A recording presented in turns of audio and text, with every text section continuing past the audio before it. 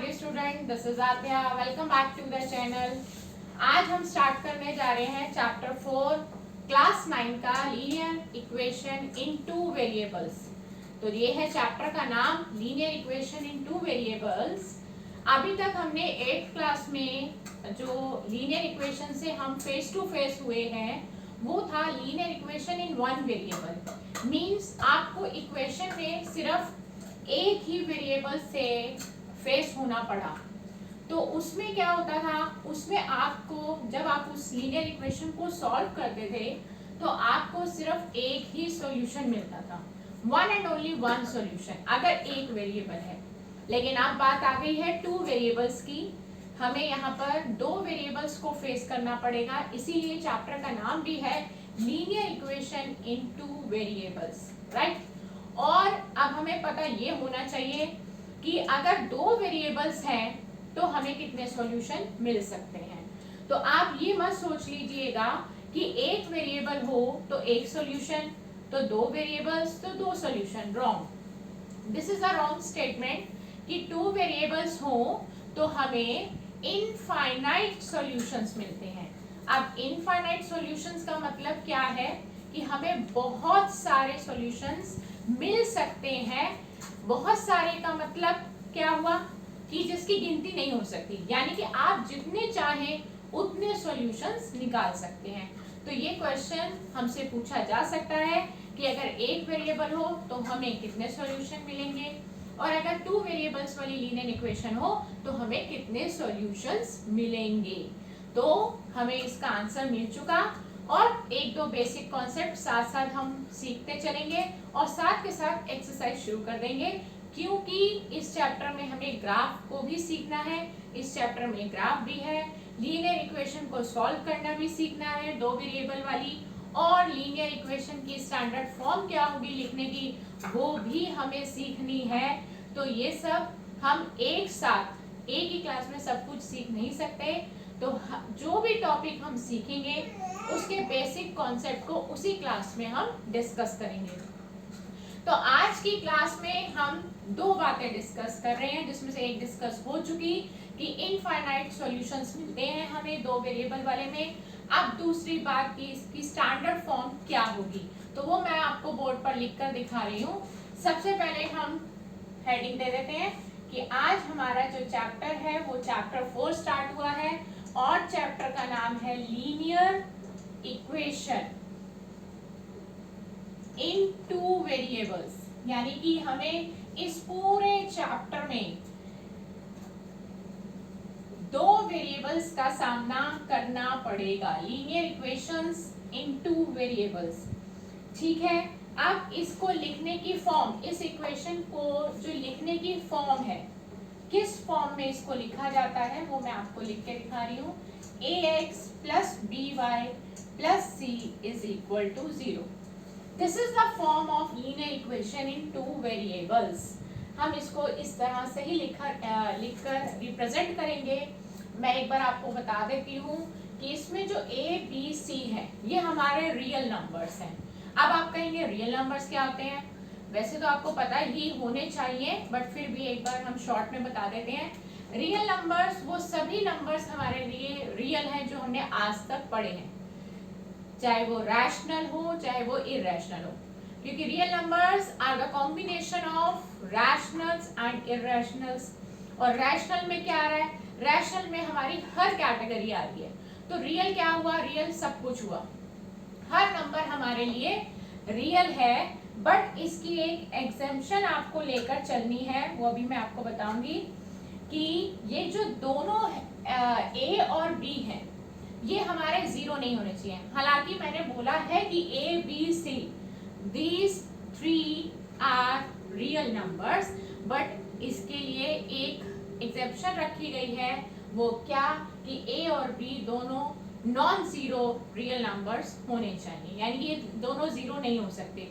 अब आप एज्यूम करिए अगर ये दोनों में से कोई भी जीरो हो गया तो हमारा वेरिएबल ही खत्म हो जाएगा, और जब वेरिएबल खत्म हो जाएगा तो इन टू वेरिएबल्स वाले की जो कॉन्सेप्ट हम चला रहे हैं उसका मीनिंग ही खत्म हो जाता है।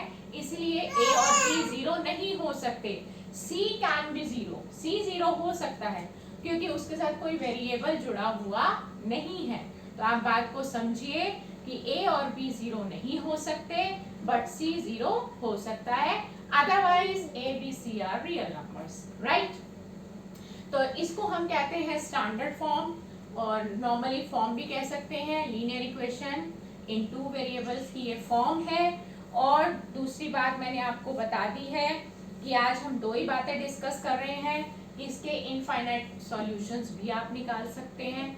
तो हम चलते हैं अपनी एक्सरसाइज की तरफ। हम न्यू एडिशन हमने स्टार्ट किया है, एनसीईआरटी का न्यू एडिशन आ चुका है, और मैं न्यू एडिशन के बेसिस पे ही आपको क्वेश्चंस करा रही हूँ। तो अब हम ले रहे हैं एक्सरसाइज 4.1, राइट।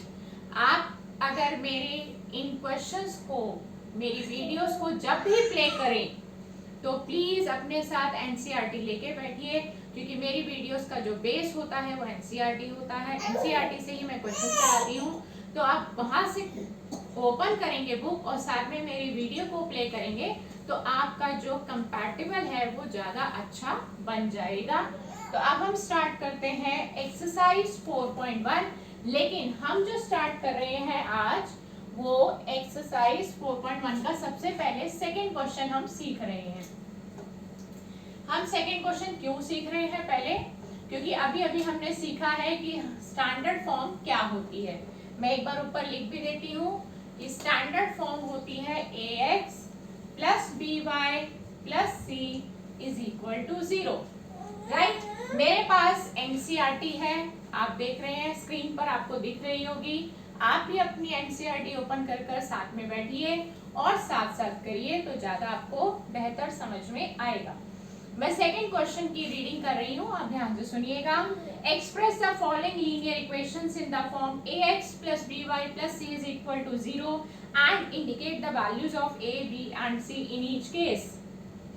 क्वेश्चन का मतलब ये है कि नीचे जितनी भी इक्वेशंस आपको दी गई हैं आपको उनको इस फॉर्म में कन्वर्ट करना है और साथ ही साथ a, b, c की वैल्यू फाइंड आउट करनी है। तो ये क्वेश्चन एग्जाम के पॉइंट ऑफ व्यू से बहुत इंपॉर्टेंट है और आपको सीखना भी है, एमसीक्यू बेस्ड भी हो सकता है। तो आप बोर्ड पर देखिए, क्वेश्चन नंबर 2 कर रहे हैं। मैं बार बार आपको बता रही हूँ हम 1 भी करेंगे, बट पहले हमने 2 से स्टार्ट किया क्योंकि पहले हम सीख रहे हैं कि स्टैंडर्ड फॉर्म में कैसे बनाया जाता है। इसका first part, very first part, 2x plus 3y is equal to 9.35। आप ध्यान से इसके अकॉर्डिंग आपको कंपेयर करना है कि स्टैंडर्ड फॉर्म में है या नहीं। तो आप देखिए, आप जब इसको मैं बॉक्स में कर देती हूँ ताकि ये हाईलाइटेड होता रहे, आप ध्यान से देखिए कि पहला टर्म x का होना चाहिए और आप इक्वेशन में देखिए आपका पहला टर्म x ही है, इसमें नो चेंज, आपको कोई चेंज नहीं करना। सेकेंड टर्म y होना चाहिए, आपका सेकेंड टर्म y है, there is no change in this term. Plus constant होना चाहिए, c फॉर कांस्टेंट। कांस्टेंट क्या है? एनी नंबर, कोई भी न्यूमेरिकल फैक्टर हमारा कांस्टेंट होता है। अब देखिए यहाँ पर तो आ गया है इक्वल, और इक्वल के इधर हमें कांस्टेंट दिखाई दे रहा है। कांस्टेंट की पहचान क्या है कि ये कांस्टेंट है? देखिए जिसके साथ ना x है ना y है वही हमारा कांस्टेंट है।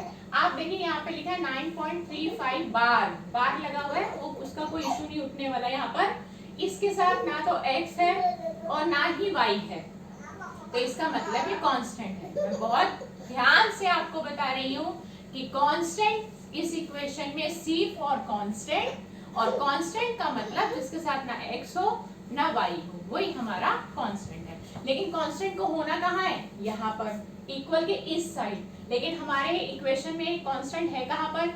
इक्वल के राइट हैंड साइड पर। तो ये इसमें थोड़ा सा स्लाइटली चेंज हमें करना पड़ेगा। तो वो क्या चेंज है आप ध्यान से देखिए। ये वाला term as it is copy किया, ये वाला term as it is copy किया, इसको आप इधर लेकर आइए। राइट हैंड साइड पर है और लेफ्ट हैंड साइड पे आपको लाना है। यहाँ पर ये प्लस का है तो इधर आएगा तो ये माइनस का होगा। जब भी किसी चीज को आप इधर लेफ्ट से राइट या राइट से लेफ्ट लेके जाते हो तो साइन बदल जाता है, और इक्वल के उधर कुछ भी नहीं बचा था तो वहां 0 लगा दिया। तो ये हो गई हमारी स्टैंडर्ड फॉर्म। अब साथ में उसमें एक क्वेश्चन ऐड था, indicate the values of a b and c, यानी कि ए बी सी की वैल्यू भी आपको फाइंड आउट करनी है। तो कैसे निकालेंगे आप देखिए, ए क्या होने वाला है, बी क्या होने वाला है और सी क्या होने वाला है। देखिए अब ए बी सी हम समझते हैं, आपको दिख ही रहा होगा, एक्स के साथ वाले को हम ए कहते हैं, यानी कि कोफिशिएंट ऑफ एक्स। कोफिशिएंट का बहुत इजी मीनिंग अगर आप समझना चाहते हैं तो आप उसको पड़ोसी कह सकते हैं। जैसे आप जहां पे भी रहते हैं, जिस भी लोकेलिटी में रहते हैं, आप अपने साथ वाले घर को पड़ोसी कहते हैं कि ये मेरा नेबर है, पड़ोसी है। तो ऐसे ही एक्स का पड़ोसी ए कहलाएगा। ये बात आपको याद रखनी है कि एक्स के साथ रहने वाला पड़ोसी है, और पड़ोसी को मैथ्स में कोफिशिएंट के नाम से जाना जाता है। यानी कि एक्स का कोफिशिएंट पूछा है तो आपके माइंड में एक ही बात स्ट्राइक करनी चाहिए कि वो पड़ोसी पूछ रहा है। तो पड़ोसी का मतलब आप नहीं, आपका पड़ोसी। तो x का पड़ोसी मतलब x नहीं, x के साथ वाला। तो x के साथ कौन है यहाँ पर देखिए, इस क्वेश्चन में x के साथ है 2, तो आपको 2 लिखना है, x नहीं लगाना। अगर आप x लगा देते हैं तो वो रॉन्ग हो जाएगा। क्यों रॉन्ग हो जाएगा, अभी मैंने आपको डिटेल में बताया, पड़ोसी पूछा है, आपको नहीं पूछा, तो इसीलिए हमें पड़ोसी लेना है। y का पड़ोसी b है, यानी कि y का कोफिशिएंट b है। y को छोड़ दीजिए इस टर्म में, y को छोड़ दिया तो हमारे पास बचा 3, तो b हुआ हमारा 3। c हमारा कांस्टेंट है, कांस्टेंट है हमारा 9.35 बार। अब आप ध्यान से देखिए, हमारा जो कांस्टेंट है ना वो माइनस में है, तो आपको माइनस भी लगाना है। तो ये आ गई एबीसी की वैल्यूज। आई होप आपको समझ में आया होगा। एक दो एग्जांपल्स हम और लेते हैं और फिर हम इस क्लास को एंड करेंगे सिर्फ 2 टॉपिक्स के साथ जो हमने सीखे हैं। हम इसका सेकंड पार्ट लेते हैं। हमारा सेकंड पार्ट क्या कहता है, क्योंकि मुझे नहीं लगता कि एक ही पार्ट करने पर हमें कॉन्सेप्ट क्लियर हो जाता है, इसलिए हम इसके पार्ट्स ले रहे हैं। और सबसे पहला काम हमें क्या करना है, हमें देखना है कि ये इक्वेशन अपनी फॉर्म में है कि नहीं है। अब आपको देखने की जरूरत नहीं पड़नी चाहिए, आपको याद हो गया होगा कि पहला टर्म x का होता है, x का ही है, दूसरा टर्म y का होता है, y का ही है, तीसरा टर्म कांस्टेंट होता है, वो कांस्टेंट ही है क्योंकि इसके साथ ना x है ना y है, और ये ऑलरेडी अपनी स्टैंडर्ड फॉर्म में है। तो कई बार बच्चे कंफ्यूज हो जाते हैं, नहीं इसमें कुछ तो चेंज होगा, कुछ तो चेंज होगा, बट ऐसा नहीं है कि आपको मैंडेटरी है कि चेंज करना ही है, क्योंकि ऑलरेडी स्टैंडर्ड फॉर्म में है, तो इसमें कोई चेंज नहीं करना आपको। तो जबरदस्ती अगर आप चेंज करेंगे तो आप अपना क्वेश्चन गलत करा लेंगे। तो प्लीज ध्यान से करिए, अगर वहां चेंज नहीं होने वाला तो आपने अपनी तरफ से कोई चेंज नहीं करना। तो अब हम सीधा वैल्यूज निकाल देते हैं ए बी सी की। तो आइए देखिए, ए क्या होने वाला है, बी क्या होने वाला है और सी क्या होने वाला है। अभी मैंने आपको बताया था एक्स का पड़ोसी ए, एक्स को तो लेना नहीं। अब आ जाइए इसमें, एक्स का कोई पड़ोसी है यहाँ पे, भाई कोई दिख ही नहीं रहा, ये अकेला ही रहता है, ये यहाँ पे अकेला ही रह रहा है, तो पड़ोसी है ही नहीं। तो जब यहाँ पर कुछ भी नहीं है तो वहां पर हम 1 मान लेते हैं। आपको मालूम होगा कि वेरिएबल के साथ जब कोई भी नहीं होता तो हम वहां पे 1 मान लेते हैं, इसलिए ए हमारे लिए 1 हो गया, 0 नहीं लिखना। कई बच्चे ऐसा भी कर देते हैं कि यहाँ पे एक्स का कोई भी पड़ोसी नजर नहीं आ रहा तो वो वहां पर 0 ले लेते हैं, बट ऐसा नहीं है, क्योंकि हमने ये सीखा है कॉन्सेप्ट अलजेब्रिक एक्सप्रेशन में कि जब किसी वेरिएबल के साथ कोई भी टर्म, कोई भी न्यूमेरिकल फैक्टर नहीं होता तो वहां पर 1 होता है, तो हमें 1 लेना है। अब आ जाइए बी, बी किसका पड़ोसी होता है, आपको याद रखना था कि बी वाई का पड़ोसी होता है और वाई को हमने लेना नहीं है। तो आइए देखते हैं बी की वैल्यू क्या निकलती है। पहले तो माइनस है तो माइनस आएगा, साइन आना जरूरी है। y के साथ तो कुछ है ही नहीं ऊपर, तो अभी मैंने आपको क्या बताया था, जब कुछ ना हो तो 1 और अपॉन में 5। तो बहुत ही सिंपल है, जिसका पड़ोसी पूछा है बस उसी को नहीं लेना, बाकी सब कुछ ले लो उसका। और c हमारा कांस्टेंट है और वो हमें दिख रहा है 10, यानी कि साथ में माइनस भी है, उसको भूलना नहीं है, -10। अब कई बच्चे 10 लिखाते हैं तो वो गलत हो जाएगा, साइन के साथ लेना होता है, इसलिए आपको बता रही हूँ। तो ये आ गया एबीसी हमारे कैसे निकाले हैं। एक दो पार्ट्स और करते हैं और उससे हमारा ये कॉन्सेप्ट बिल्कुल क्लियर हो जाएगा स्टैंडर्ड फॉर्म का, क्योंकि आज का टॉपिक ही हमारा स्टैंडर्ड फॉर्म था, लीनियर इक्वेशन इन 2 वेरिएबल्स और उसकी स्टैंडर्ड फॉर्म। और फिर से एक बार बता देते हैं, लीनियर इक्वेशन इन 2 वेरिएबल्स, जब भी आपको 2 वेरिएबल्स नजर आएंगे तो वहां पे आपको सीधा पता होनी चाहिए बात कि इसके इनफाइनाइट सॉल्यूशंस निकाले जा सकते हैं। तो हम लेते हैं इसका थर्ड पार्ट, तो सिंपल ही लग रहा है, इसको स्किप करते हैं, हम फोर्थ पार्ट ले लेते हैं। जो पार्ट्स मैं स्किप करूंगी वो आप सेल्फ प्रैक्टिस के लिए ले सकते हैं। ठीक, अब हमने लिया है फोर्थ पार्ट।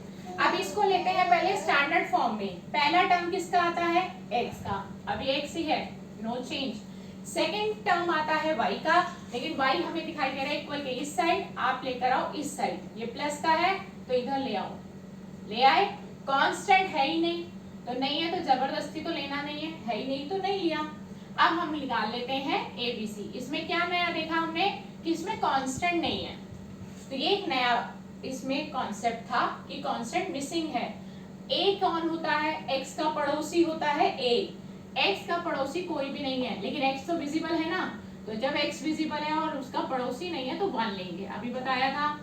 b होता है y का पड़ोसी, y का पड़ोसी है -3। और बात आ गई कांस्टेंट यानी कि c की, कि c की वैल्यू क्या होनी चाहिए, तो जब c है ही नहीं, वो मिसिंग है, तो उसकी वैल्यू 0 रहेगी। तो ये हमने ABC निकाल लिए। और हम कोई और पार्ट देख लेते हैं जो हमें लगता है कि कुछ उसमें नया है, तो हम वो करेंगे। हम इसका 6 पार्ट करते हैं, इसमें थोड़ा सा नया पार्ट है, थोड़ा सा नया कॉन्सेप्ट है 6 में। 5th को हमने मिस कर दिया है, वो आप सेल्फ प्रैक्टिस के लिए ले लोगे। और मैंने 6 पार्ट लिख दिया है आपके सामने। अब इसको पहले हम स्टैंडर्ड फॉर्म में लिख लेते हैं। आप स्टैंडर्ड फॉर्म में देखिए, पहले स्टैंडर्ड फॉर्म के अकॉर्डिंग पहला टर्म हमारा x रहता है, तो ये x ही है, कॉपी कर लिया। सेकेंड टर्म हमारा y रहता है, बट यहाँ पे आप देखिए y नजर नहीं आ रहा। जब y नजर नहीं आ रहा तो वहां पर y की जगह हम 0.y लिख सकते हैं। लिखो या ना लिखो आपकी मर्जी है, क्योंकि यहाँ पे डॉट का मतलब डेसिमल नहीं है, यहाँ पे डॉट का मतलब मल्टीप्लाई होता है। 0 को y से मल्टीप्लाई करोगे तो पूरा टर्म 0 ही रहेगा। देखने में आपको y दिखाई दे रहा है, बट एक्चुअली y है ही नहीं। तो आप लिखो या ना लिखो आपकी मर्जी है। मैंने आपको लिख के भी दिखा दिया, नहीं लिखोगे तो ऐसा दिखाई देगा, लिखोगे तो ऐसा दिखाई देगा। फिर बारी आती है कांस्टेंट की, +2 = 0। तो आपके ऊपर डिपेंड करता है आप प्रेजेंटेशन कैसे दे रहे हो। अगर y को दिखाना चाहते हो तो ऐसे दिखाएंगे, नहीं दिखाना चाहते तो ऐसे दिखाएंगे। ABC अब हमें लेने हैं। A कौन होता है? x का पड़ोसी, x का पड़ोसी है 3, ले लिया 3। B कौन होता है? y का पड़ोसी, y ही नहीं था तो उसका पड़ोसी भी नहीं होगा। देखिए जब y नहीं रहता किसी जगह पर तो उसका पड़ोसी भी नहीं होगा, और देखने पे भी 0 दिखाई दे रहा है। आप यहाँ पे भी चेक करते तो जब y नहीं है, मिसिंग है, तो उसका पड़ोसी भी नहीं होगा। और C है 2, तो ये हो गई हमारी ABC। और इसका आखिरी पार्ट हम कर लेते हैं 7th पार्ट, और उससे हमारा एक कॉन्सेप्ट और अच्छे से क्लियर हो जाएगा। 7th part,